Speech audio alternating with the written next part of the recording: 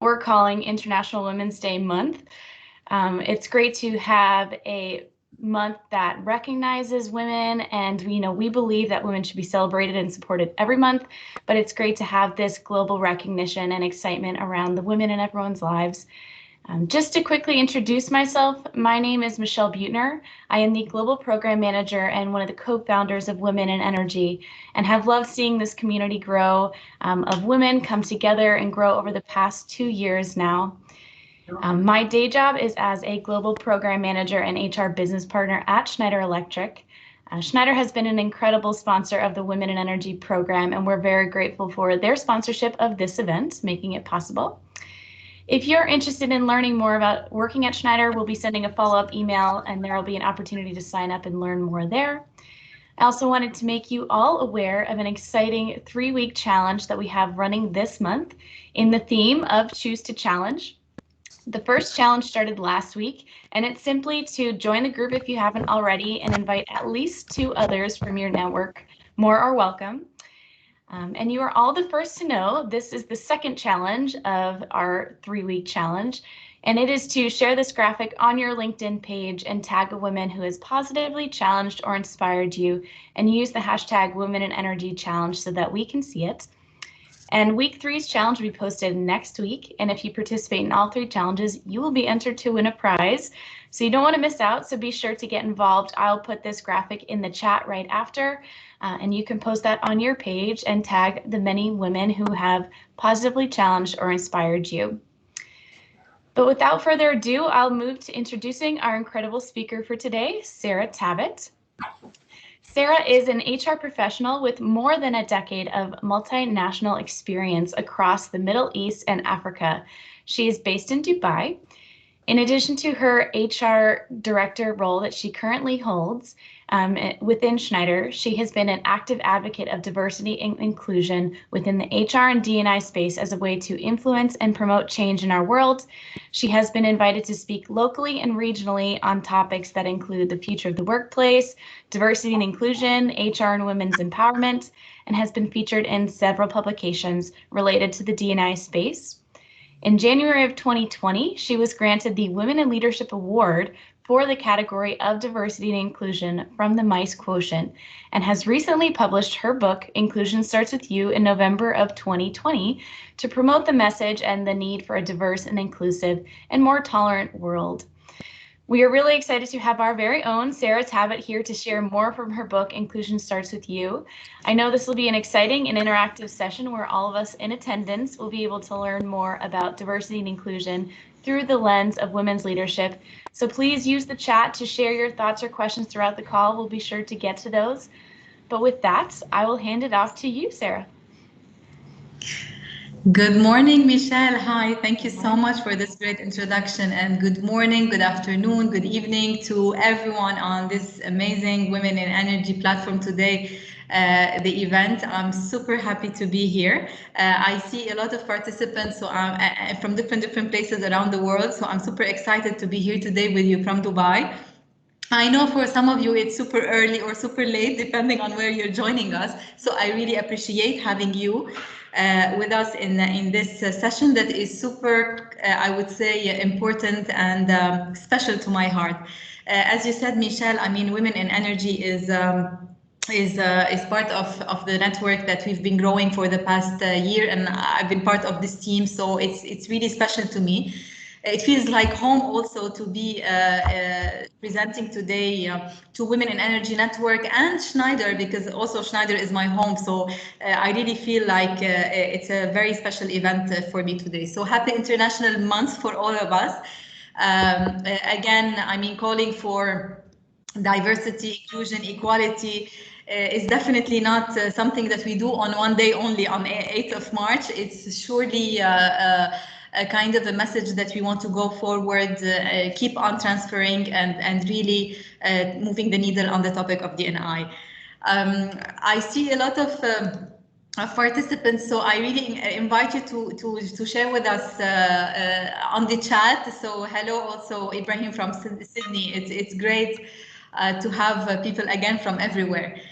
And without further ado, I'm going to be starting I'm going to be sharing my screen And I want to ask you and invite you for the first time, maybe in one of, in sessions like this, to have your phones close to you, because we're going to be using them. So for the first time, maybe I would really ask you to have them accessible to you, as many of our interaction is going to be either on the chat or through our phones, and I will share with you more information around that. So let me start by sharing my screen.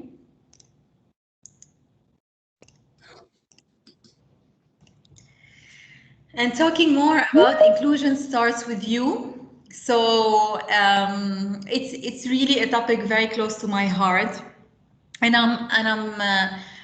more every day I realize how much we can change as women and men across the globe by only understanding this topic more. And this is one of the reasons I've kind of first published the book around inclusion, and second, I've been really lucky to have the opportunity to speak not only on, of course, on the Women in Energy platform, but across the region, across the globe, on virtual sessions in the past year or two around this topic, hoping that really small changes that I can do can influence big changes across the world.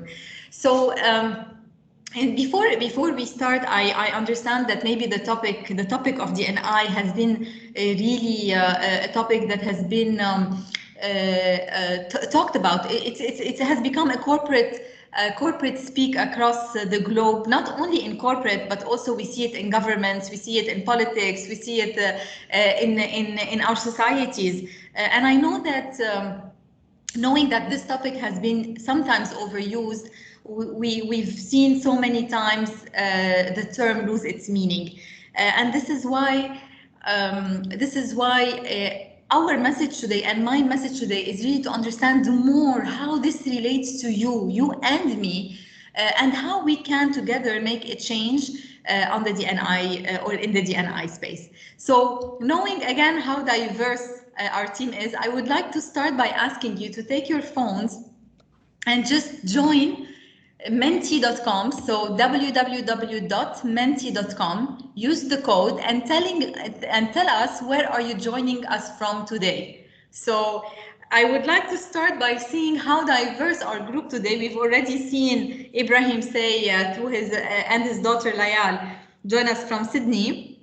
So I would love to know also, you, our participants, where are you joining us from? So either from your phone or from your laptops, you can just join menti.com, put the code, and let's see, where are you joining us? US.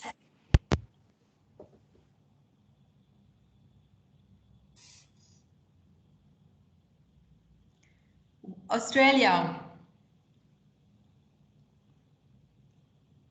I see 2 from India. Amazing. Dubai. US. Thank you for the US. I think it's a great honor to have you, especially that I know it's really late at your side. Early, absolutely early. South Africa. Wow, Portugal. Algeria. Maybe Libya. India, many from India. Hello from India. I cannot see. So this is Eastern Europe, but I can't figure it out. Amazing. Wow. So our biggest team is from India today. I can see Russia, probably. Egypt. Hello to Egypt. India. And different places from the US. Hello, everyone. Wow, a really diverse team. If we can, that's already a great honor to have all of you really join from everywhere from the globe. This is a guarantee that it's going to be an amazing, diverse session today. And I count on your participation. Canada, good morning. Philippines, wow. Okay. So welcome again, everyone, and to see how it's great to see how diverse this team is. It's already, we have 37 participants who have already answered. India is our biggest participant community. So again, I thank you all for joining. And again, having our diverse brains today all together in this virtual session, I really invite you to participate and engage and share your perspective, because this is really all about diversity and inclusion. And talking about DNI, as I said, for many people, even some of my friends and family have been kind of challenging the whole diversity and inclusion space, the professionals I meet, the managers I work with, thinking that again it's really about either bringing more women on the board, or maybe people of color. As I've been talking about the DNI topic for a year or two, and every time I present, I learn different things on what people think DNI is. It definitely is different for different regions, I can tell you. I definitely can also tell you that people have different understanding around it, which is not wrong, but obviously it's interesting to tap into understanding what really DNI means to people, and how together we could relate and organize actions to improve the DNI needle. So having said that, I would also like to ask you, what do you think DNI is, or what does diversity and inclusion mean to you? So again, on Mentimeter, stay where you are. And tell me, what do you think DNI means to you?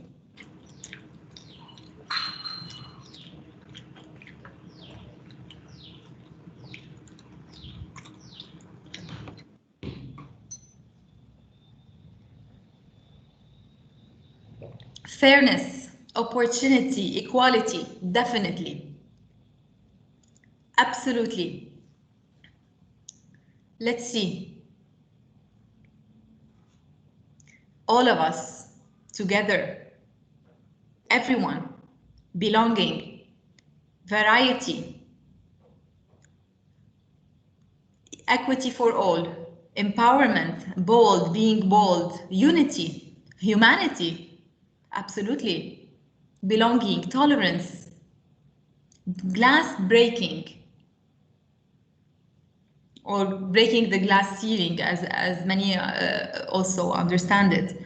Absolutely, fairness, representation of diverse, mutual understanding, opportunity. I still see opportunity, equality come up, representation, diversity of thought, having a place in leading. All of us, it's about kindness, it's about unity, it's about killing hidden bias. Empathy, I see empathy. Speeding up. Acceptance, all ages. Uniqueness, it's about uniqueness, it's about understandability. It's about expressing our own opinion. It's about freedom of expression, fair opportunity, not being judged, authentic embracing, amazing, empowerment, tolerance. Diversity and inclusion definitely means unity, respect, acknowledgement, no judgment.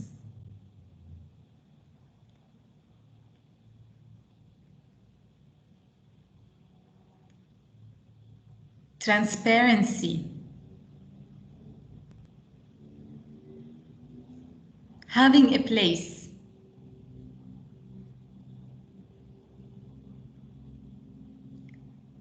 still acceptance, equality, opportunity, openness. Thank you all.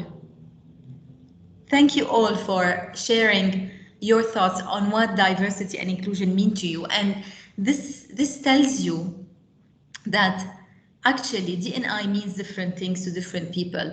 And the reality is, none is wrong. D&I is about all of what you have mentioned, all of it.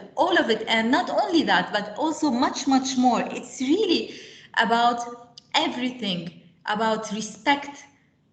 I see respect growing, I see unity, I see acceptance, I see fairness, I see humanity, I see freedom of expression, authenticity. Absolutely. It's representation, it's expressing own opinion, diversity of thought, having a place to lead, lack of bias. And true, this is all true, and much more. Diversity and inclusion, if we talk about the definition by itself, it's definitely a conglomeration of people from different backgrounds, a range of humanity, human differences. And really, as you said, it touches different aspects of society. So it really brings the diversity in gender, in culture, in generation. You said age, you said belonging. It's lifestyle, it's background, it's mindset.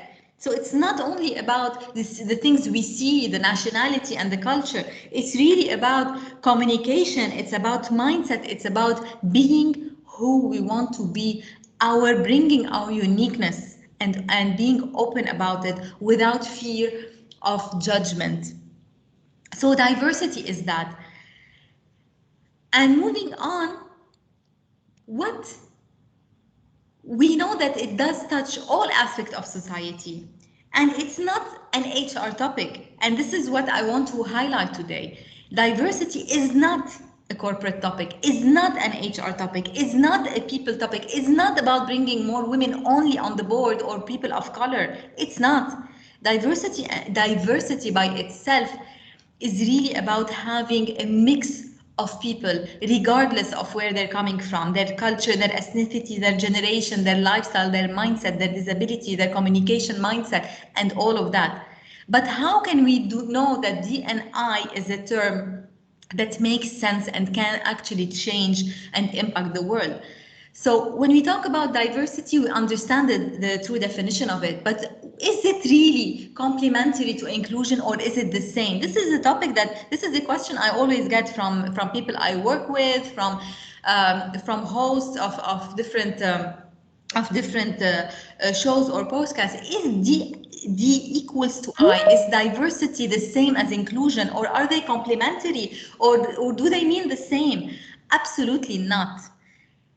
For me, inclusion is really about making those diverse, this diversity of background work and communicate together in the best way possible. It's really about the sense of belonging and safety, giving people the opportunity to be authentic, to be true, to show their true value, and be okay and comfortable with showing their diversity. So if I would like to put it in a metaphorical way, I would tell you that for me, D&I is really about it's really about making that mix work for the benefit of people, for the benefit of the business. It's not only a human aspect, but it's also about really impacting the business and creating positive growth to the business. So knowing that D&I mean, we've read Ernst & Young, we've read Deloitte, we've read McKinsey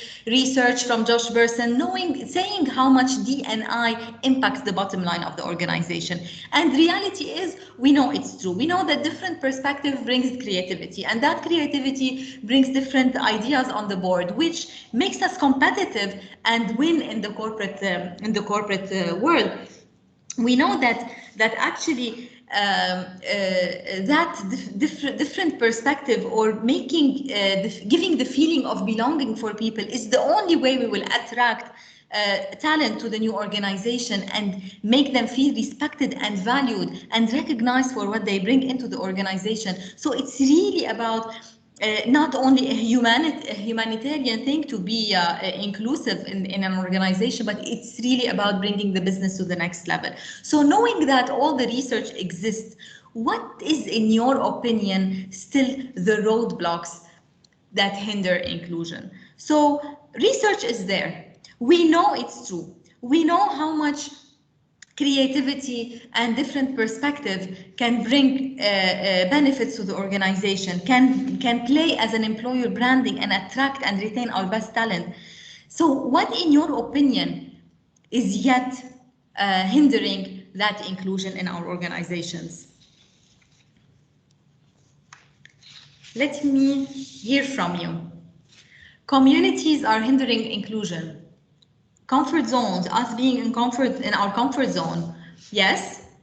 Community, meaning maybe some of the pressure that comes with our societies. We are afraid of change, definitely. Mindset of people, bias, stereotypes, absolutely. Ignorance. Maybe we don't know what inclusion is. We don't know how to be more inclusive. Stereotypes, definitely. What does it mean? Frame of reference. What is the right thing to do?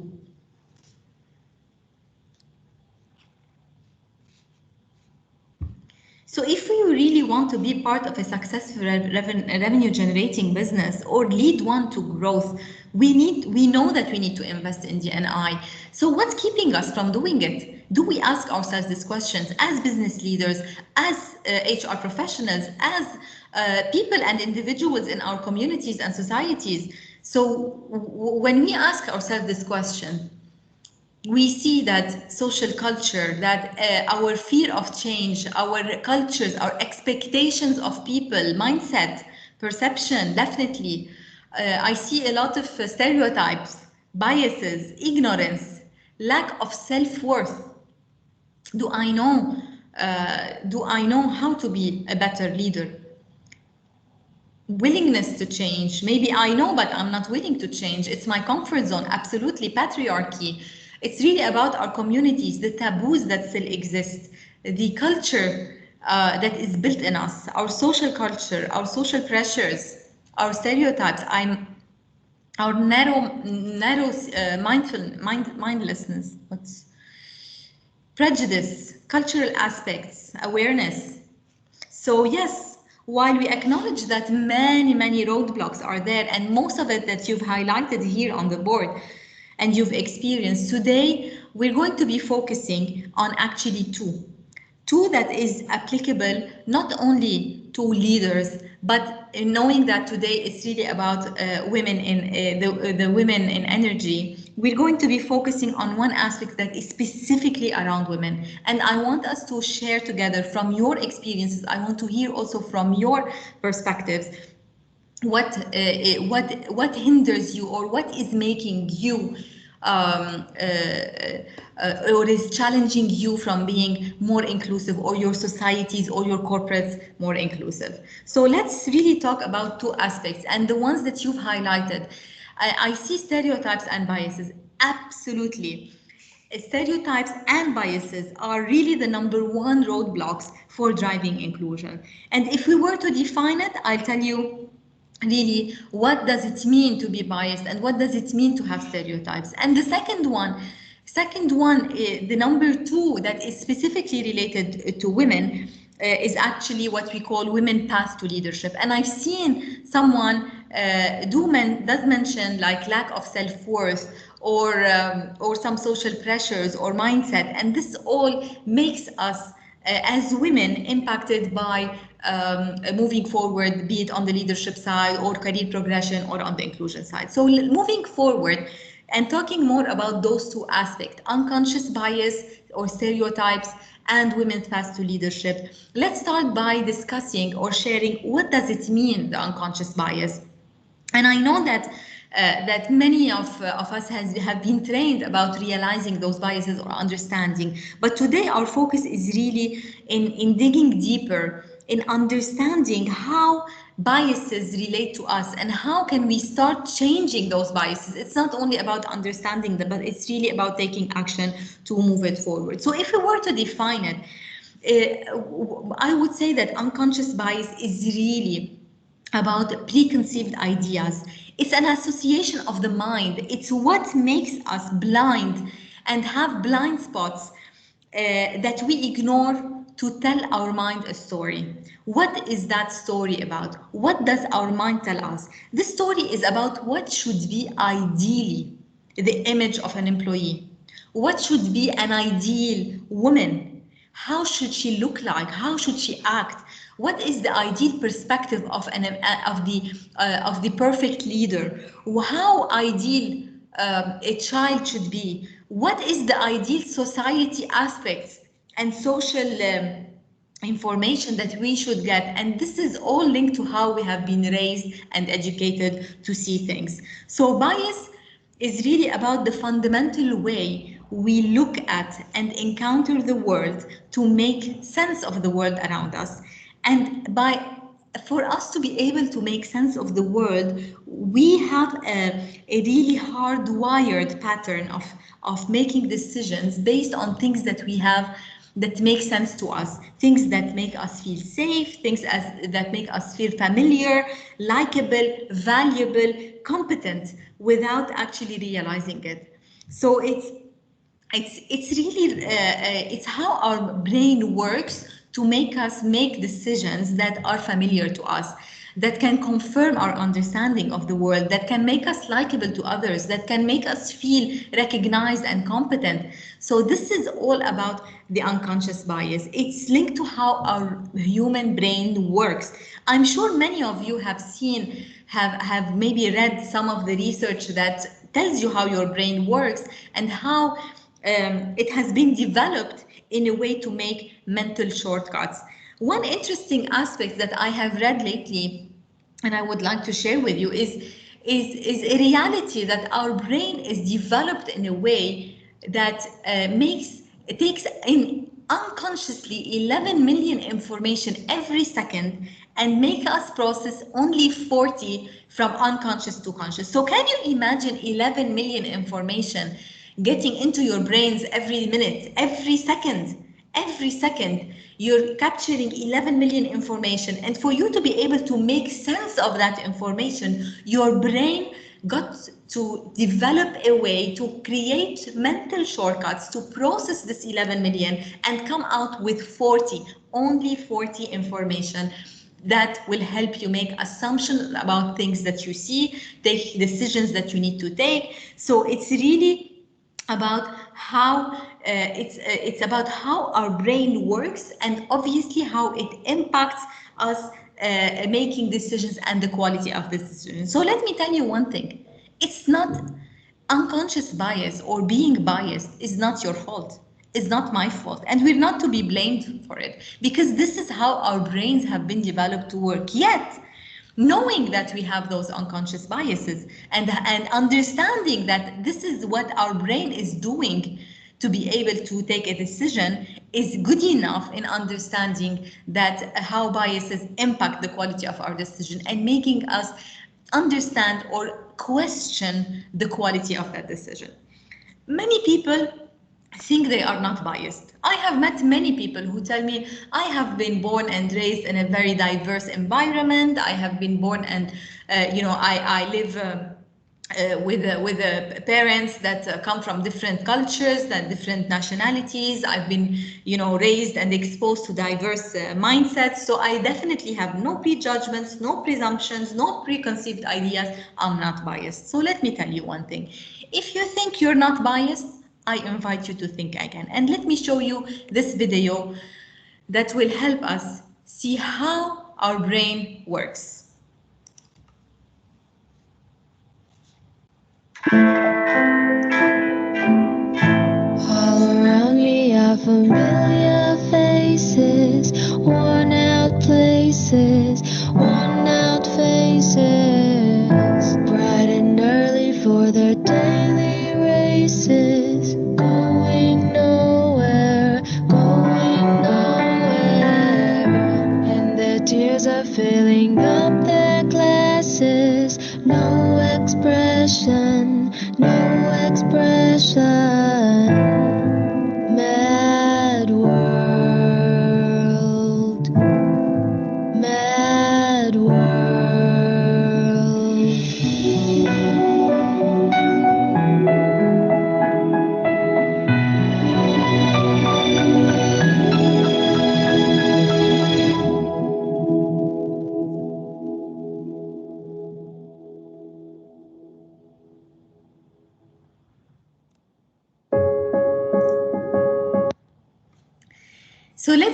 from you. In the chat, I would love to hear from you. What do you think about this? I mean, this is a Pantene commercial that had been done a few years back to talk about labels, to talk about biases. What do you think? Share with me on the chat, what do you think about this? Can you relate to it? Do you agree that this is how we see the world? Let me hear from you.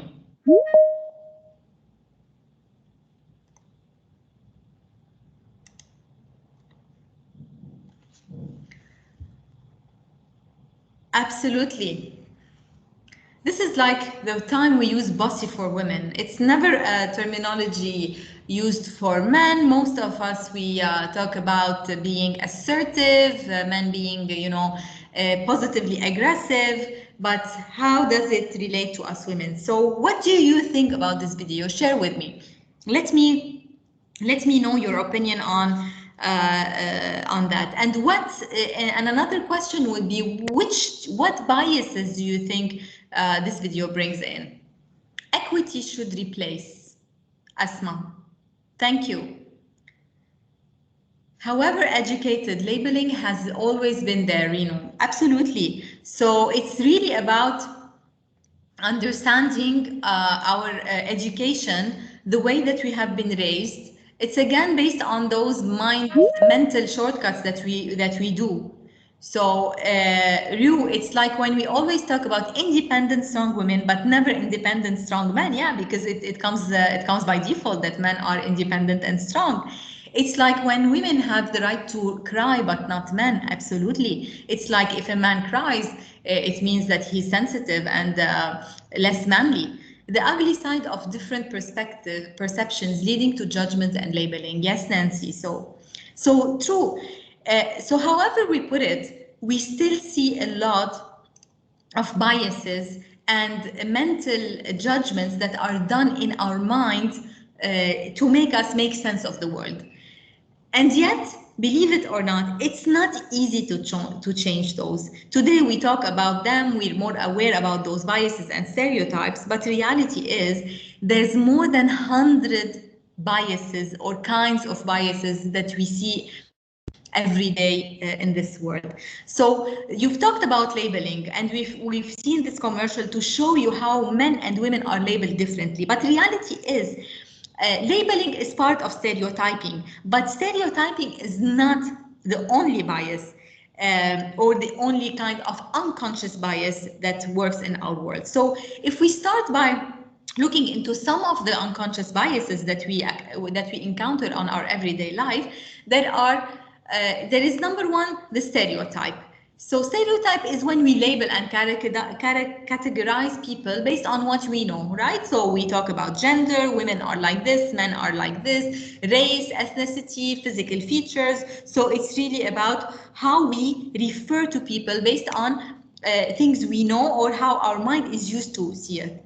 So one example and one interesting research that has been done to show that actually both when men and women, even when we discuss all of these need for equality, today men and women are yet giving opportunities for men 1.5 times more than women when it comes to roles that are math related, engineering, I don't know, anything that needs calculation and math. Both men and women leaders feel more comfortable giving those roles to men. And why do you think is that? Why do you think is that? My experience tells me that men stereotypically are labeled to be more structured or have capabilities of calculating and looking at things in a more numerical way than women. But that is actually definitely a label. That is definitely a stereotype based on experiences, based on research probably that is man related. So there's a lot of history behind it. And the reality is, we need to be careful about it. We need to understand that our mind picks up those cues just because we are used to or educated or born and grew up on seeing more men in engineering or more men doing mathematical exercises or roles in our societies. So other than stereotyping, we talk about the affinity bias. And this is super interesting because I've seen it a lot in my career. It's really the love of similarity. Humans are attracted to similarity, and this natural love of things that are similar to us or are like us is, believe me, the most robust and consistent finding in psychology. So unfortunately, as humans, we love people who are like us. We are attracted to people who have been to the same school or speak the same language or come from the same town or come from the same religion or political beliefs. We relate to people who are like us. And it's not wrong. But what would make it wrong is that unfortunately it impacts our diversity and inclusion actions because we by nature, we look at hiring, we look at working with, we look at connecting with people who are like us, and makes us lose on great opportunities for diversity, different perspective, different ideas and mindsets that will make our business and realities, and makes us learn the different realities around the world.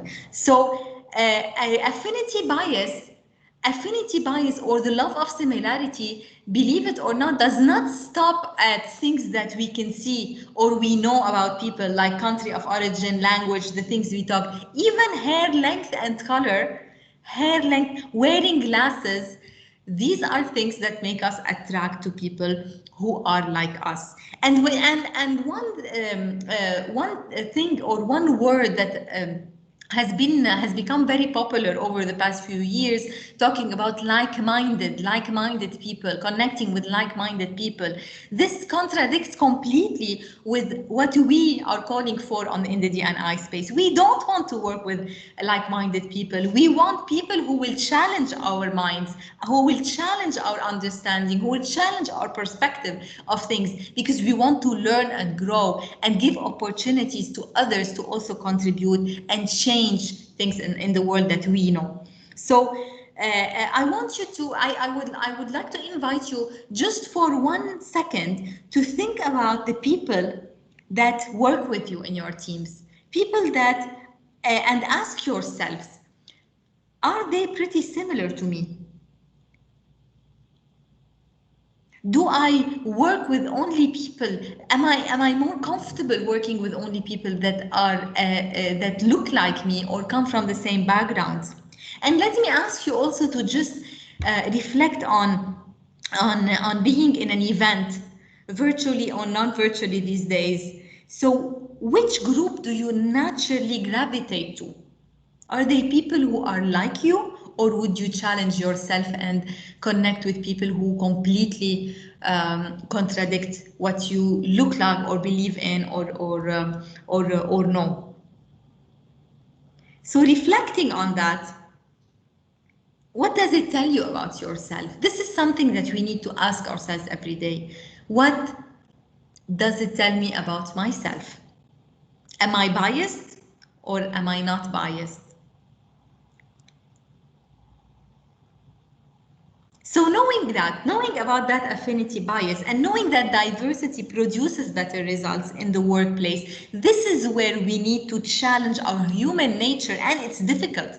But we have to challenge our human nature and put that extra effort in attracting, retaining, developing, promoting more diverse teams, people who are different from us, people who will play an active role in challenging everything we know and challenging everything we have been accustomed to.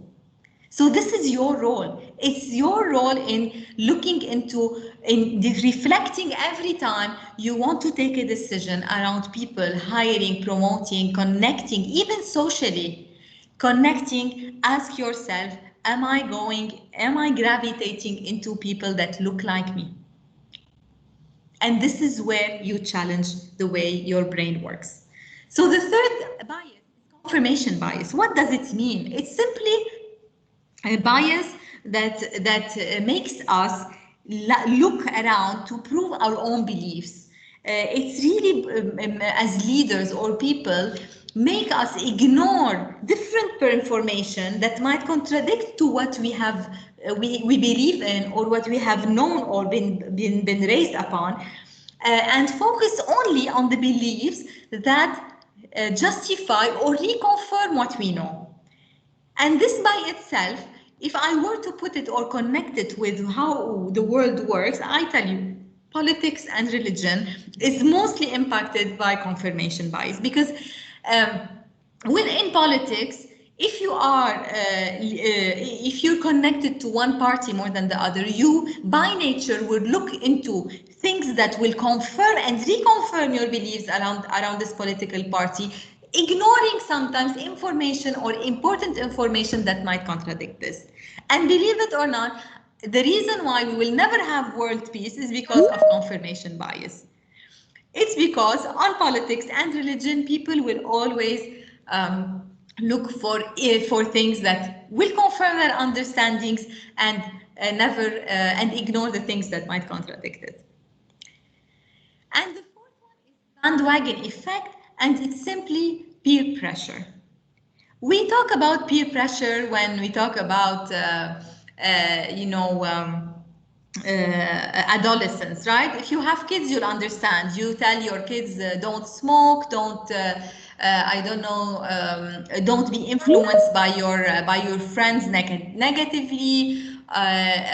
You would be, always looking into how you could avoid you and others being peer pressured around topics. But let me tell you, peer pressure has been seen in adults more than children or adolescents. And research has shown that 75% of people, especially in the workplace, might give wrong answers to the things they know are wrong just because someone else has given the same that wrong answer. And we've seen it in organizations, especially when there are some hierarchical aspects. So when your boss said something wrong, you will never contradict them. You rather say that exact false thing just not to contradict your boss. Or if someone actually also gives a false answer on a presentation, the reality is, probability is that you're going to agree with them even if you know it is wrong. So these are the four main biases that we see that are more common. But as I said, those are not the only ones. We have more than 100 biases that impact us every day. So let's play a game to test your knowledge or your bias behaviors. Let's play. Now, we're not going to go into Mentimeter, but I want to hear from you on the chat and ask you, which picture is more likely to match the profession of these people? So we have a doctor, we have a driver, we have a CEO. I would invite you to write in the chat, who do you think is the doctor, who do you think is the driver, and who do you think is the CEO? Let me hear from you on the chat.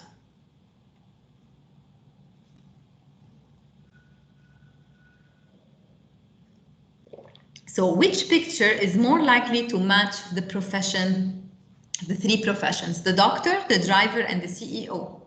Let me know your opinion.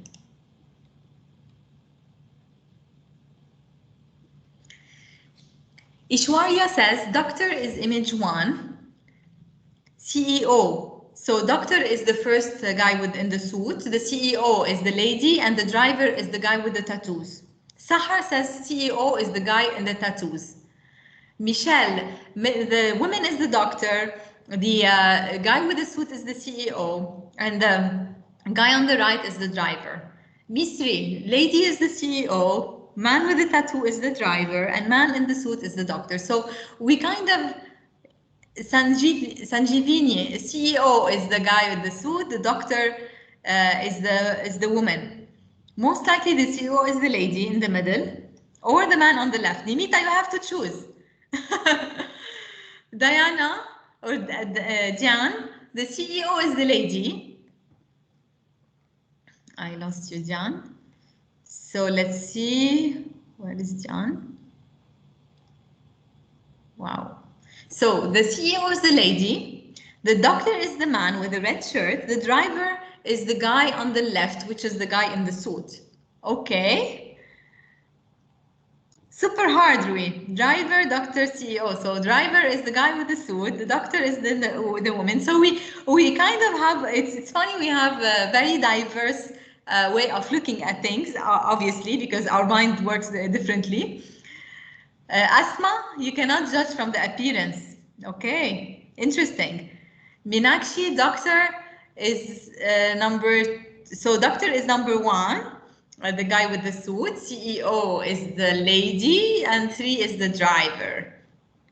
Doctor is number 1. We have a lot of you guys thinking that the doctor is saying that the doctor is the guy in the suit. Driver is the woman, and the CEO is the guy on the left. Third picture is the driver. Okay, CEO is the woman. Tattoo guy is the doctor. Surya. Maha, first one is the doctor. Second is the CEO. And 3 is the driver, the guy with the tattoo. Okay, the guy with the suit is the driver, Surya. Okay, interesting. Wissam, second pick is the driver. So the lady is the driver. The first guy in the suit is the CEO, and the third is the doctor. Interesting, interesting. So Rui, doctor, CEO, driver. Many of you saying doctor is the guy with the suit, CEO is the lady. So Rula says doctor is the lady, man in the suit is the driver, the man with the tattoos is the CEO or the entrepreneur. Sonia, okay, I see Asma. I want it to be, Nimita says, I want the lady to be the one in the middle. Okay, the CEO. And then Thangalakshmi, CEO is number 1, doctor is the woman and the driver. So, and finally, Sahar says, woman is the driver, suit, the CEO is the tattoo guy, and then the doctor is the guy wearing the suit. So let's see all together. Let's see, and just to tell you that actually these are real pictures of real people. And reality is that we all have biases. So let me introduce you to Andrew, who's the CEO of Autodesk. Andrew Anagnost is actually the guy in the suit. He's an actual CEO, and he has been judged, obviously, based initially on the tattoo that he has on his neck, a big butterfly tattoo. But reality is he is the CEO of a company called Autodesk. Now, let me introduce you to Joyce. Joyce Tadeo is an Uber driver from Manila, and she's actually one of the very well-known Uber drivers in Manila. And finally, Dr. David is the doctor with the tattoos. And let me tell you about Dr. David. Dr. David believes that reality is, and unfortunately, we are still in a place where tattoos give negative stigma around people. And what he has focused on as a doctor is to do surgeries for people who have been in jail and with tattoos. Once they go out, they come to Dr. David and he helps them remove those tattoos to remove the negative stigma that comes with it. So I would like to congratulate Asma, because Asma said, and I like what she said, and that is reality. Today, all of us, while attending the DNI session, we still judge people based on their images and what our mind thinks a CEO should look like, or a doctor should look like, or a driver should look like. Reality is we can be whoever we want to be, and we should not judge people anymore based on what we see, because this is a game played by our mind to tell us what ideally should a woman CEO look like, or how ideally a doctor should look like, or what is the perfect image, an ideal image of a CEO. So what do you think? If you like this, just click on the heart so I can see your interactions, or the like at the bottom of the page. just to see, or dislike, to get from you this small assessment. So I see a lot of people liking this, and reality is our responsibility is every time my mind tells me that this guy looks like a doctor, I should stop and challenge it. I should stop and challenge my mind and say, why do I think that this doctor that this guy should be a doctor? What is telling me? What are the signs that are giving, that are telling me that this doctor, this guy is a doctor? Okay, so any kind of biases, we know that any kind of biases, let's see, do we have any questions? So any kind of biases, reality is, can impact the organizations. And again, today I'm talking to you not only as business leaders, I talk to you as individuals within your own societies, because again, the D&I topic, as we said, is not only about a corporate topic, it's not about the organization and the workplace, it's really about us looking at the world in a different lens. So and reality is that different lens does impact everything around us, our societies, our communities, and definitely our workplaces. So today, focusing again on the workplaces, what in your opinion, what do those biases that we've talked about, be it the stereotypes, be it the confirmation or the affinity or the bandwagon effect, what in your opinion, how do they impact the organization? So share with me on Mentimeter, how have you seen or have you experienced those kind of biases impact your own organization? Did it impact, or your have you seen it? Have you experienced it? Can you relate to it? So I would love to hear from you. What do you think it will impact, or how it will impact the organization? Discrimination, echo chamber, pay gap. Okay, so yes, when we see a woman, we assume that she's not as qualified, or maybe it will impact the way I want to pay her for doing the same job. Pretty means no brains. I definitely like that. Absolutely. So, and believe it or not, it's a personal experience. You cannot imagine how many comments I have received when people see my picture on the book and say, oh, wow, pretty and smart. What does it mean? I mean, what does it mean? People by nature do these comments, that they think that, yes, I mean, a woman has to be a woman CEO, this is how she should look like. If someone has a tattoo, then he's definitely not worth being a sales manager or going on, or a leader of a team. It would definitely, as you said, limit ideas, lack of opportunities. Yeah, because we impact the talent that we look into, that we tap into.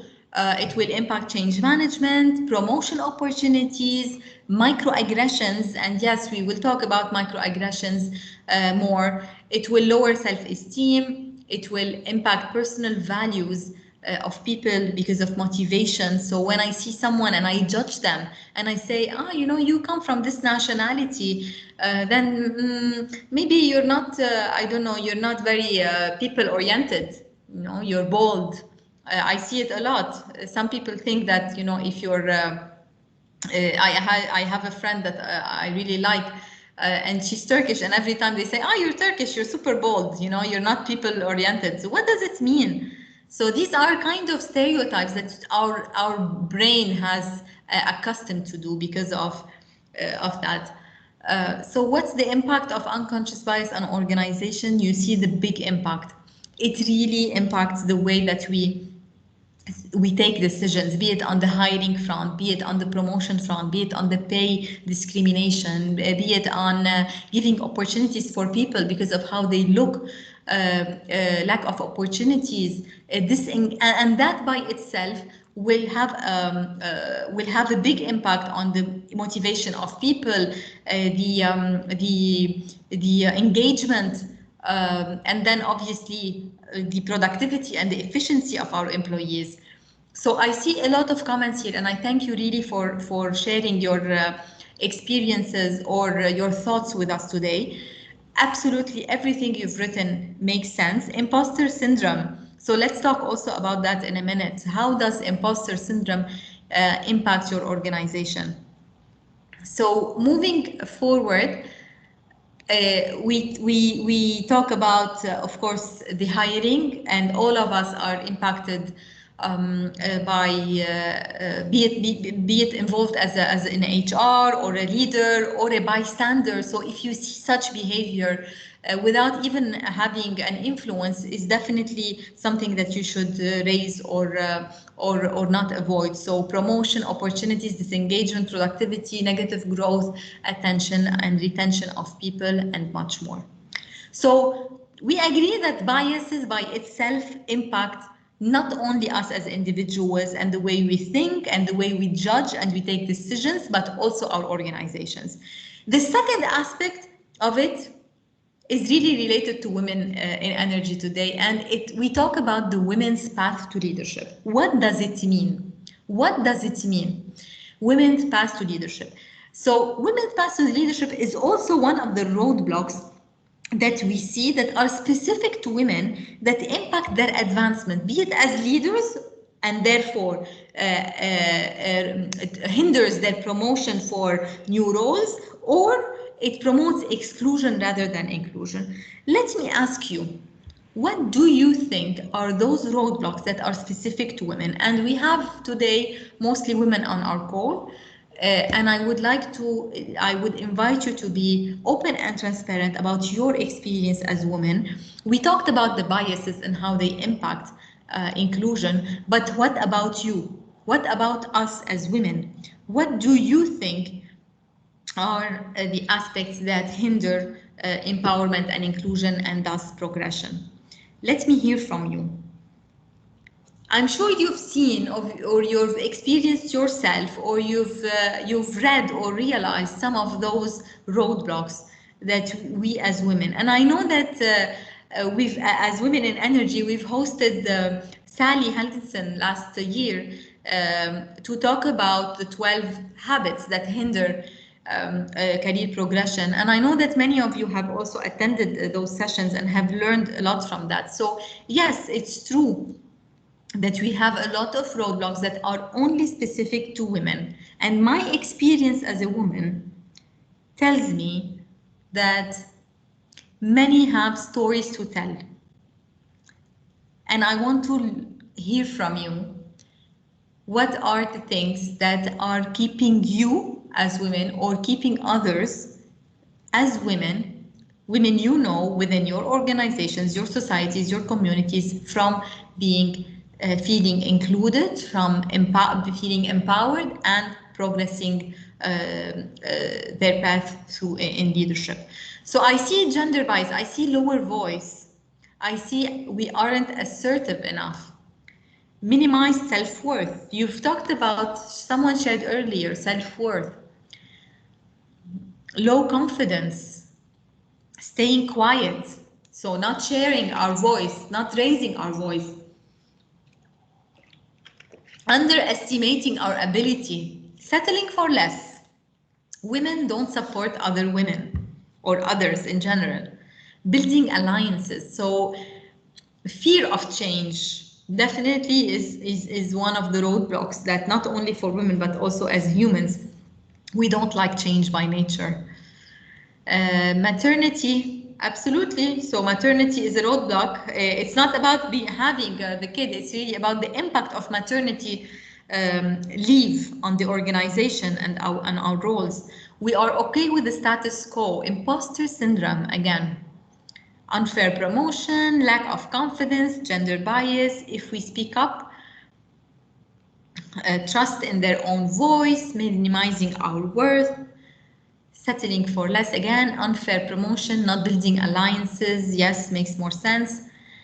So trust in their own voice. We see lack of gender parity. Who brings us gender parity? It's us. Judgment, minimizing our worth as women.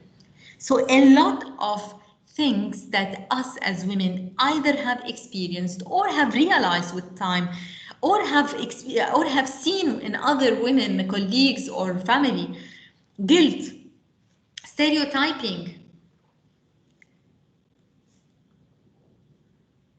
What's considered appropriate and what's not considered appropriate, affinity bias, marriage and maternity, family planning, being emotional, less women in labs or in some roles that are not seen good for women, building alliances, supporting each other, we see again. So a lot of things. Thank you for sharing. Thank you for opening up and talking about that.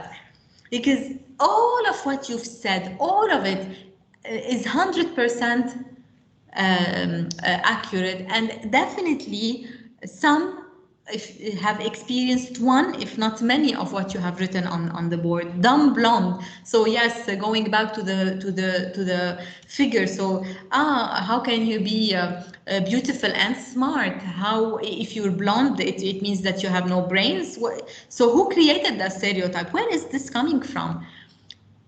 So a lot of things that you've mentioned that I can summarize personally in 3 things, and I would like to talk about.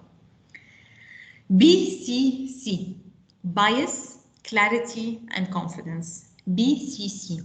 The way I see it is that BCC is really what keeps women from growing up the ladder and from imposing that inclusive behavior and their path towards leadership and growth.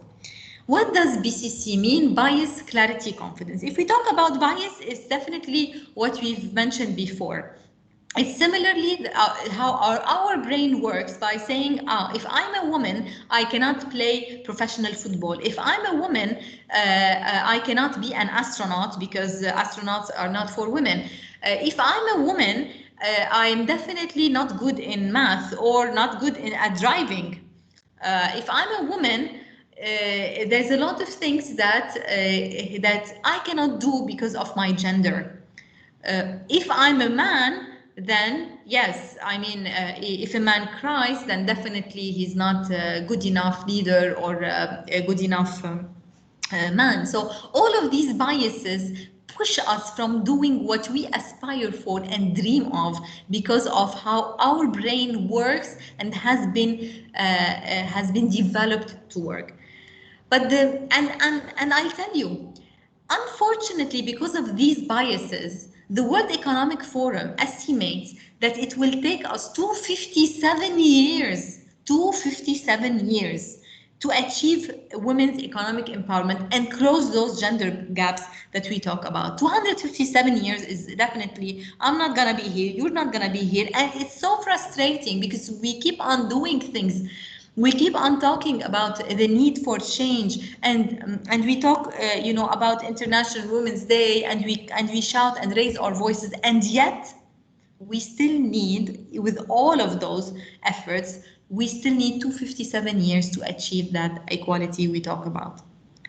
And reality is, for those who don't know, women usually reinvest 90% of their income back into their families and communities.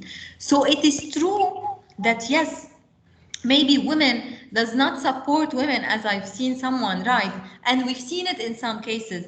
But reality is that if women are given opportunity to empower women, empowering women means it's empowering everyone by correspondence. Okay?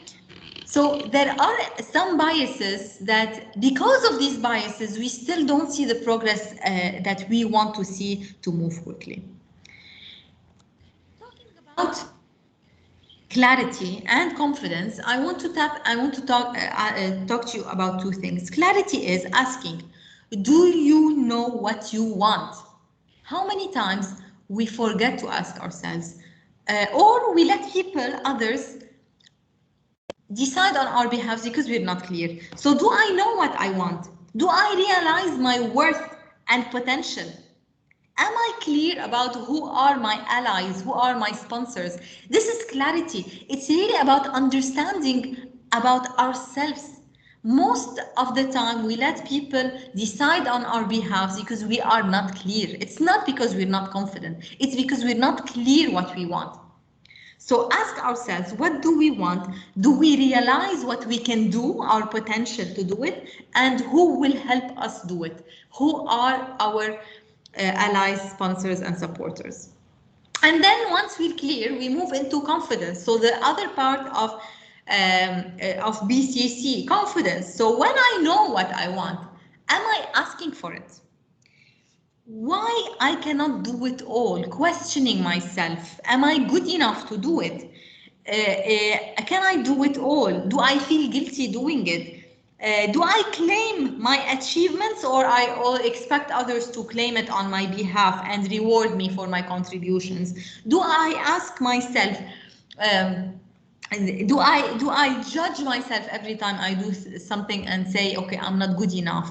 So clarity first, but then after clarity, confidence. And yet studies show, and I'm sure many of you have seen it, that men apply for a promotion when they think they meet 60% of the job requirement, while us as women apply when we're only 100% sure of those requirements. So this is all about confidence. And yet, knowing all of that, being a woman myself, and asking you as women, we have a big responsibility today. We have a responsibility to also contribute to this agenda by creating opportunities of dialogue to influence others, to influence change. And it's important for all of you to realize that a big part of it comes from you, comes from the clarity that you bring to yourself and the confidence that you build for yourself. Empowered women definitely empower other women. And unfortunately, we've seen the barriers, we know the barriers, you've written the barriers that are pushing us or creating roadblocks towards our progression. We still hesitate to self-promote, we still hesitate, or we still don't realize in many occasions our potential or worth. And we make people feel it. We make people feel us doubting ourselves. So how can they trust us if we don't trust each other or ourselves? So therefore, today I ask you as women to tell me, how, in your opinion, do you think we can be more empowered and inclusive? Before going into that, or let me go into that, I want to ask you to be conscious and own your biases. We need to recognize that we are all human beings. We talked about our brains, and we talked that our brains is to be blamed around the way we see things. It's not our fault that we're biased, but it's our fault. It becomes our fault and responsibility when we know that our brain makes mistakes and we don't challenge it. So simply by being aware of those unconscious bias and the way our mind works can immediately start to reduce those generalizations and stereotypes our brain is relying upon to take decisions. We all have biases, so never ever think that you are not biased. If you do, please, I invite you to think again and own up to those biases and talk about them. Because the more you talk about them, the closer we are to finding a solution in challenging those. Encourage others to also own their biases. And if you are in the corporate world, I ask you and invite you to ask people to create or take those bias trainings to know more and learn more about their own biases, how to coach them and exercise our brains to challenge them. So be honest about yourself, about your own stereotypes and how they affect you in taking decisions, either in the corporate world by hiring, promoting people that look like you, or in your social aspect when you also gravitate towards people that look like you, like-minded individuals, and acknowledge that the only way you can challenge those biases is by challenging our human nature. And then ask one question every time. Are my assumptions based on facts? If you ask this question, it will help you in becoming more an inclusive person. So once you see a person with a tattoo and you think that this person has to be probably a driver, ask yourself, am I assuming this based on facts, or is it based on what my brain is used to see and is used to think? So be conscious on your bias. Think of your own hurdles for advancement as women and men, but mostly women today. You know what are the hurdles for your advancement. Is it clarity or is it courage? Once you acknowledge if it's clarity or courage, then make that leap. Don't wait to be empowered. Nobody's gonna empower you. Nobody. You are gonna empower yourself, and if anything, help empower others who need it.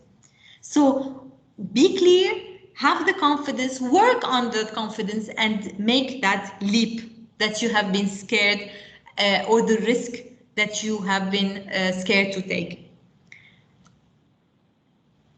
Use inclusive language.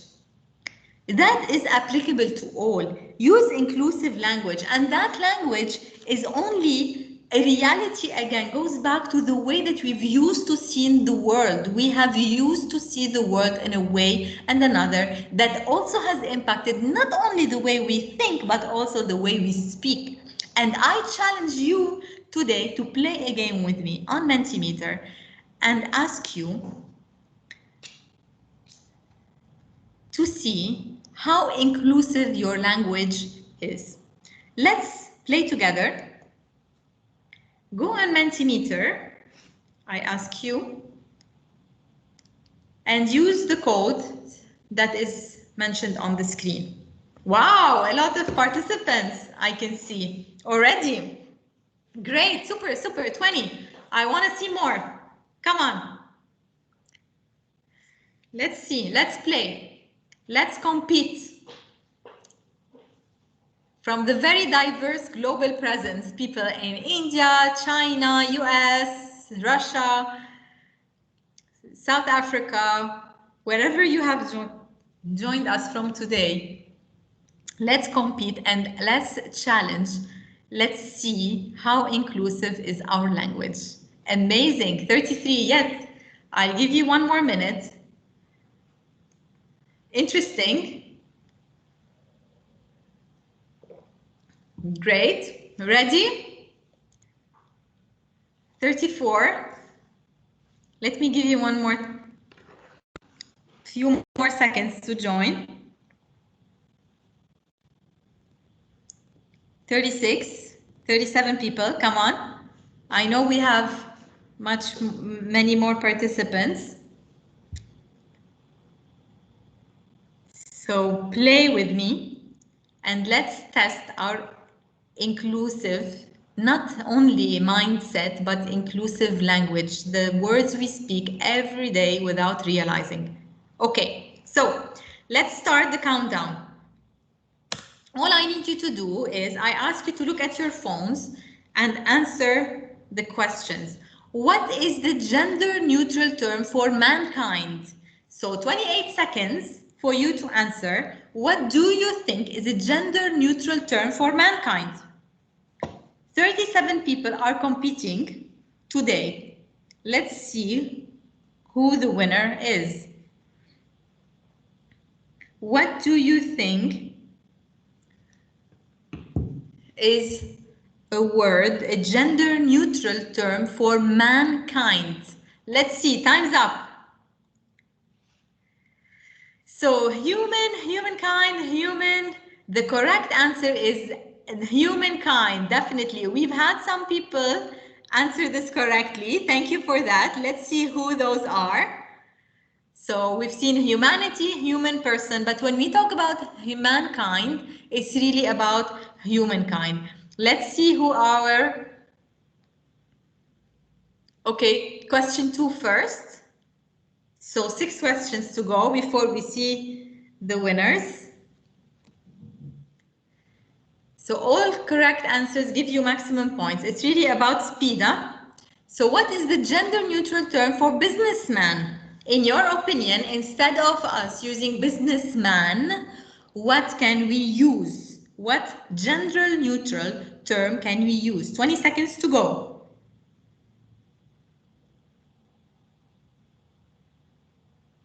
Businessman, instead of saying, oh, that's a businessman or a businesswoman, let's start thinking of gender neutral terms. 3, 2, 1. Let's see. Business person, absolutely, or representative, all would work, but when you're talking about, I mean, by definition, representative of this organization definitely would work. Entrepreneur, it depends, because if you're an employee, entrepreneur probably it doesn't accurately reflect that. Business person, absolutely. Okay, so let's go to the third question.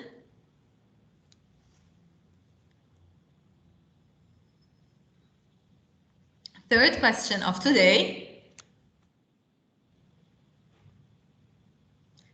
We're halfway there. What is the gender neutral term for policeman? How many of us use the term policeman without even realizing that there's a lot of women in the police force? So what can we use instead of using policeman or policewoman? What could be a gender neutral term? Come on, come on, come on. 26 people, 27, great. 8 seconds to go. Let's see what you have in mind. Police, okay, I will call the police, but the correct answer is police officer. So instead of using policeman, policewoman, let's start using police officer, police aid, security, law enforcement, in a way or another. But by definition, police officer is the correct answer. So question 4 of 6, let's test some opportunities for you yet. What are gender neutral terms for husband and wife? What, in your opinion, would be a gender neutral term for husband and wife? And again, reality is we have to be inclusive in our mindset. Sexual orientation is an inclusive aspect, is part of being diverse. So we have to acknowledge that not everyone has to have a husband or a wife. We are moving away from the conservative or traditional, I would say, way of identifying a family, and moving, and by using a gender neutral term, we're moving closely to that. So correct answer is spouse. Instead of using husband and wife, let's start spouse. I see many people have answered that correctly. Congratulations. Better half, yes. Life partner definitely works. Spouse or partner, didn't pick it up. I mean, IA doesn't work this way, but correct answer is spouse. And our question 5, before the last question for today on testing your inclusive language, let's see. What is the gender neutral term for landlord? And it's a term that I see a lot, especially in this region, landlord, and definitely historically it relates to men owning a property or owning an apartment. So what could be a gender neutral term that we can start using instead of landlord? Let me hear you. 3, 2, 1. Owner, absolutely. Landowner could be property, but generally it's an owner. It could be any owner. Instead of landlord, let's start using owner to be inclusive of and non-biased from a gender perspective. And the final question for today, let me hear you. Let me get your opinion on what could be a gender neutral term for boyfriend, girlfriend. So instead of saying boyfriend or girlfriend, what could be a gender neutral term for that? 24 seconds to go. Let's see.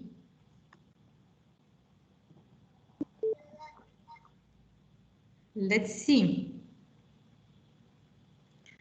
10, 9, 8, 7, 6, 5, 4, 3, 2, 1. Let's see. So definitely partner is an accurate gender neutral term for boyfriend and girlfriend. So my friends, let's see who is the winner of our competition today from that leadership board. Wow, Nimita. Let's see.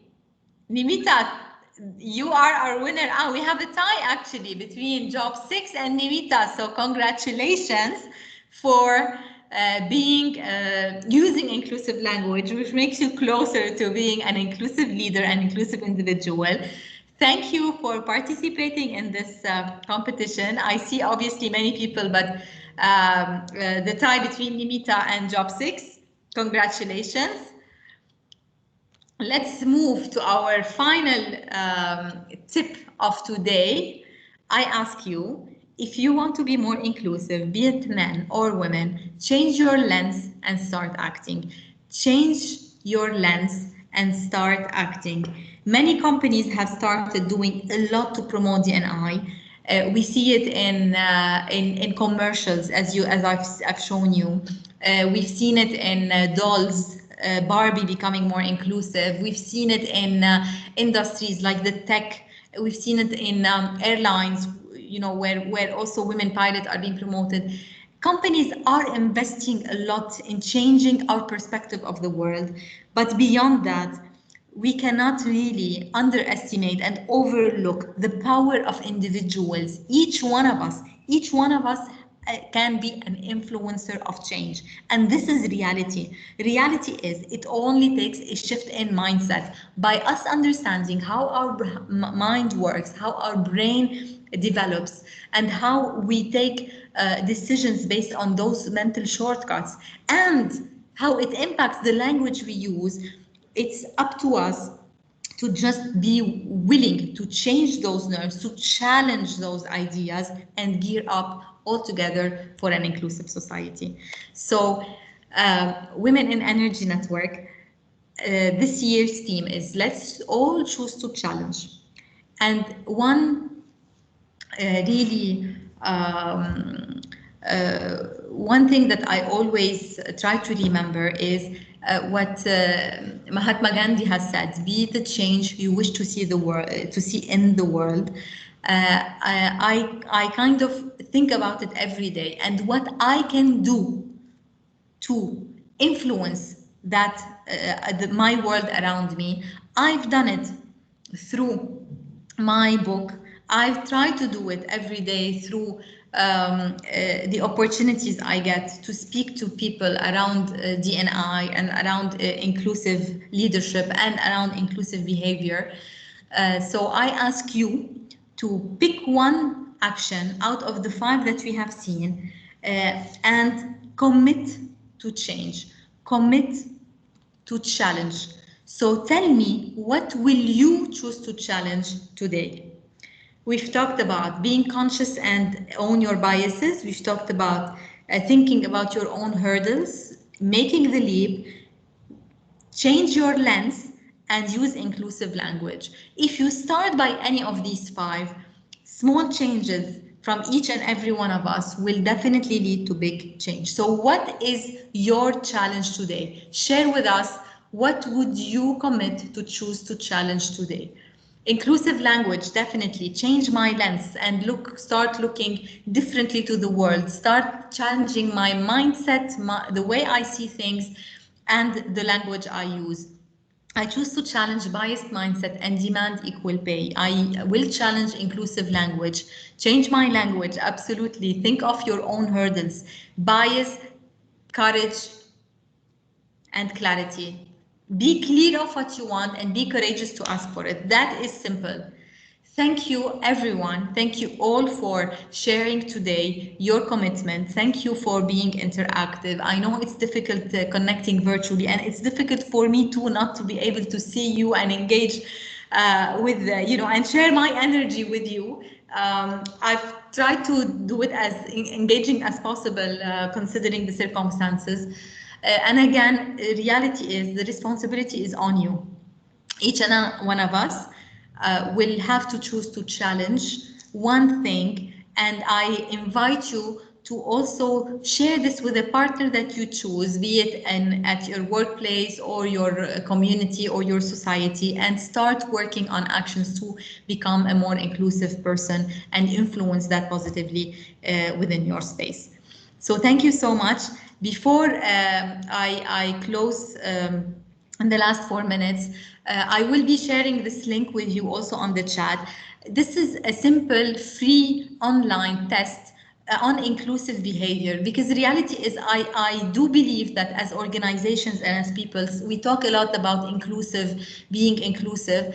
And we've done a small test today on the inclusive language that we use, but I want to invite you to reflect on how inclusive your behaviors are day to day to help you become more aware of your biases and own them. So I will share this link with you. It's just an online tool, free online quiz that will help you reflect and create actions around being more inclusive. So if you need, before we close, I really hope to hear from you some feedback around how you enjoyed the session. The information, was it useful to you? It's anonymous, obviously. Once you share on Mentimeter, it will take an average of all of us. I hope and aspire that you be honest and transparent about your feedback, and thank you all for sharing your thoughts in this 90-minute session. And I thank you again for your interaction and for being here from everywhere in the world. Thank you, I really appreciate it. And for those who would like to connect, obviously, I invite you to stay with us just for 2 minutes. I give you 2 minutes to close this, to hear your feedback and your thoughts.